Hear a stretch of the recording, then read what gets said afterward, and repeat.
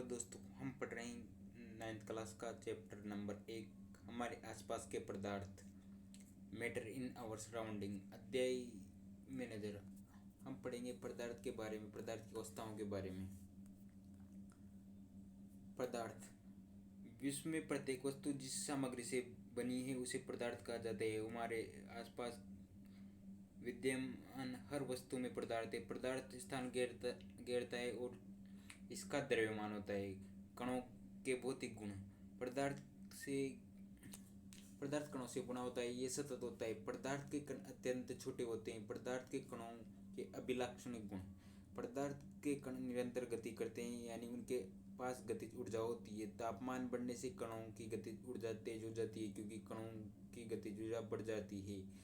पदार्थ के कणों के बीच में रिक्त स्थान होता है। जब हम चाय, कॉफी, नींबू पानी बनाते हैं तो एक तरह के पदार्थ के कण दूसरे तरह के पदार्थ के कणों के बीच उपस्थित रिक्त स्थान में समावेशित हो जाते हैं। इससे पता चलता है कि पदार्थ के कणों के बीच में पर्याप्त रिक्त स्थान पाया जाता है।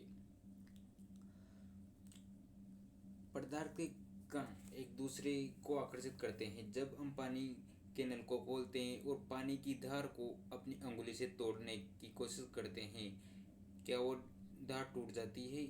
नहीं, क्योंकि पानी की धार जुड़ी रहती है। इसका मतलब है कि पानी के कण एक दूसरे के साथ आकर्षण बल से जुड़े होते हैं। पदार्थ के कणों के बीच का रिक्त स्थान उनकी गतिज ऊर्जा ठोस पदार्थों में सबसे कम होती है।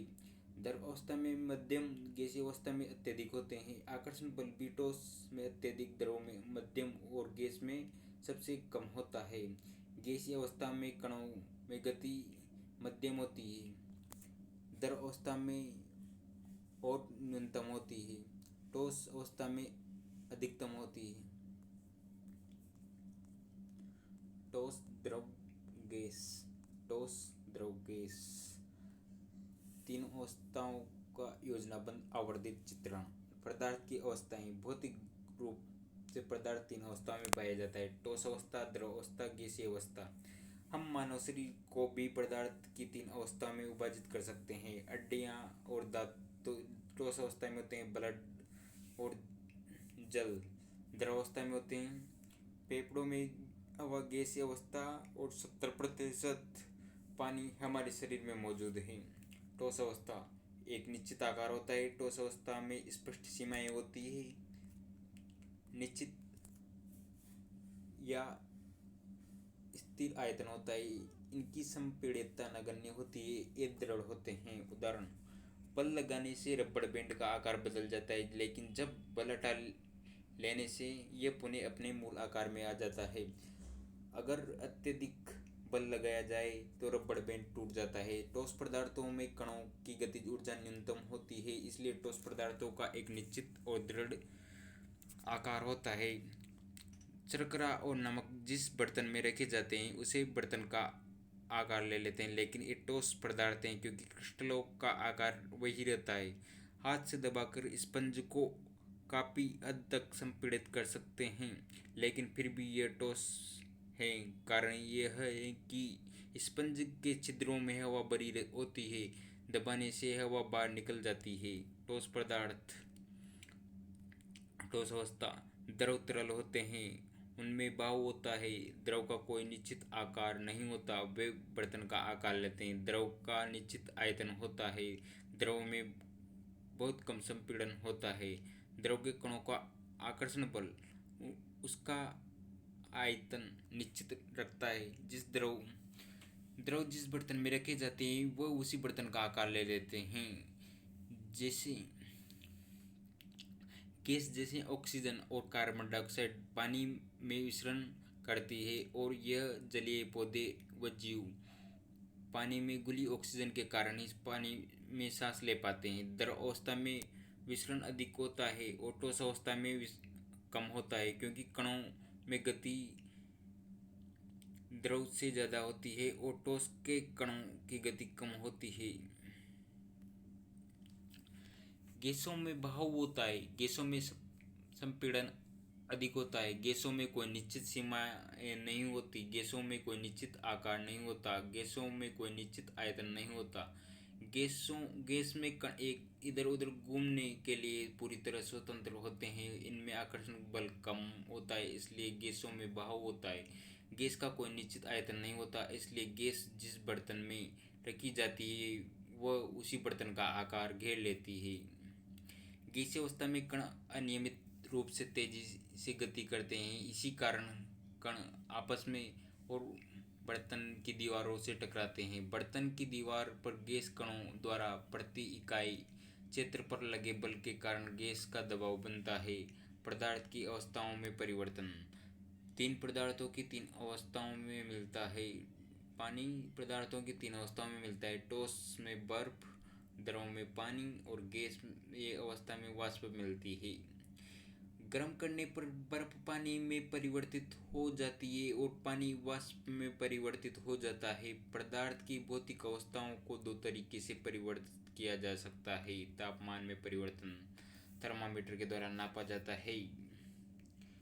गलनांक। जिस तापमान पर वायुमंडलीय दाब पर कोई ठोस पिघल कर द्रव में बदलता है वह उसका गलनांक कहलाता है। बर्फ का गलनांक 273.16 केल्विन है। सुविधा के लिए हम इसे 0 डिग्री सेंटीग्रेड अर्थात 273 केल्विन लेते हैं। जब बर्फ पिघलती है और बर्फ का तापमान नहीं बढ़ता, लगातार ऊष्मा प्रदान करने के बावजूद, क्योंकि संगलन की गुप्त ऊष्मा तापमान को बढ़ने नहीं देती है। संगलन की गुप्त ऊष्मा वायुमंडलीय दाब पर 1 किलोग्राम ठोस और उसके गलनांक पर द्रव में बदलने के लिए जितनी ऊष्मीय आवश्यकता की ऊर्जा की आवश्यकता होती है उसे संगलन की गुप्त ऊष्मा कहते हैं। अतः 0 डिग्री सेंटीग्रेड बर्फ के कणों की तुलना में 0 डिग्री पर पानी के कणों में अत्यधिक ऊर्जा होती है। क्वथनांक। वायुमंडलीय दाब पर वह तापमान जिस पर द्रव उबलने लगता है इसका क्वथनांक कहलाता है। क्वथनांक समष्टि गुण है। जल का क्वथनांक 373 केल्विन। 100 डिग्री सेंटीग्रेड प्लस 273 बराबर 373 केल्विन। वाष्पीकरण की गुप्त ऊष्मा। वायुमंडलीय दाब पर 1 किलोग्राम द्रव को उसके क्वथनांक पर वाष्प में बदलने के लिए जितनी ऊष्मीय ऊर्जा की आवश्यकता होती हो उसे वाष्पीकरण की गुप्त ऊष्मा कहते हैं। जब पानी को उबाला जाता है तो उसके तापमान में वृद्धि नहीं होती। तापमान 100 डिग्री सेंटीग्रेड ही रहता है, क्योंकि वाष्पीकरण की गुप्त ऊष्मा पदार्थ के कणों के बीच के आकर्षण बल को तोड़ती है। अतः 100 डिग्री सेंटीग्रेड पर तापमान पर वाष्प के कणों में उसी तापमान पर पानी के कणों की अपेक्षा अधिक ऊर्जा होती है। तापमान में परिवर्तन से पदार्थ की अवस्था को एक से दूसरी बदला जा सकता है, जैसे कि नीचे आरेख में दिखाया गया है। ठोस अवस्था को जब अपन हीट करते हैं, ऊष्मा देते हैं, तो द्रव अवस्था में बदला जाता है। और जब कोई द्रव पदार्थ है उसको हम ऊष्मा देते हैं तो गैसीय अवस्था में बदल जाता है। और इनको शीतलता देने पर यह गैस द्रव में बदल जाएगी और द्रव ठोस में बदल जाएगा। 25 डिग्री सेंटीग्रेड पर जल, 0 डिग्री सेंटीग्रेड पर बर्फ और 100 डिग्री सेंटीग्रेड पर वाष्प होती है। ऊर्ध्वपातन। कुछ ऐसे पदार्थ जो ठोस अवस्था में परिवर्तित हुए बिना ठोस अवस्थाओं से सीधे गैस में और वापस ठोस में बदल जाते हैं, इस प्रक्रिया को ऊर्ध्वपातन कहते हैं। उदाहरण: थोड़ा सा कपूर या अमोनियम क्लोराइड लेकर इसका चूर्ण करके चीनी की प्याली में डालिए। चीनी की प्याली पर कीप को उल्टा करके रखिए। कीप के सिरे पर रुई की डाट लगा दीजिए। धीरे धीरे गर्म कीजिए। जब हम देखेंगे कि कपूर या अमोनियम क्लोराइड ठोस से गैसीय अवस्था में बदल जाता है। कीप की ऊपरी दीवारों पर पदार्थ के वाष्प संघनित होती है। रुई का टुकड़ा वाष्प बना अमोनियम क्लोराइड। ठोस अमोनियम क्लोराइड बर्नर। दाब परिवर्तन पर प्रभाव। यदि हम तापमान घटाने पर सिलेंडर में गैस लेकर उसे संपीड़ित करें तो कणों के बीच की दूरी कम हो जाती है और गैस में बदल जाएगी। दाब बढ़ाया प्लस तापमान घटाना, गैस को द्रव में बदला जा सकता है। यहाँ पर पिस्टन दे रखा है, सिलेंडर दे रखा है। पिस्टन को जब अपन दबाएंगे तो क्या है, इसके कण का पदार्थ के कण पास पास आएंगे तो ये बदलेंगे पहले द्रव में और फिर बदलेंगे ठोस में। ज़्यादा दाब बढ़ाने से गैस के कण नज़दीक आ जाते हैं, जिसे solid carbon dioxide, dry ice भी बोला जाता है। इसको को वाष्पिक गैस CO2 कार्बन डाइऑक्साइड में बदला जा सकता है बिना द्रव अवस्था में बदले। इसके लिए दाब को घटाकर 1 एटमॉस्फेयर तक करना होता है। ड्राई आइस, ठोस कार्बन डाइऑक्साइड। ताप और दाब के प्रभाव से पदार्थों की तीनों अवस्थाओं का अंतरा रूपांतरण इस प्रकार है। ठोस ठोस को संगलन द्रव में, द्रव का किया अपन ने वाष्पीकरण गैस में बदला, और जब गैस को ऊर्ध्वपातन किया तो ठोस में बदला। वाष्पीकरण एक ऐसी सतही प्रक्रिया जिसमें द्रव पदार्थों में सतह के कण क्वथनांक से नीचे किसी भी तापमान पर वाष्प में बदलने लगते हैं। इसी प्रक्रिया को वाष्पीकरण कहते हैं। सतह पर उपस्थित कणों में उच्च गतिज ऊर्जा के कारण वे अन्य कणों के आकर्षण बल से मुक्त हो जाते हैं। इसी कारण से वाष्प में बदल जाते हैं।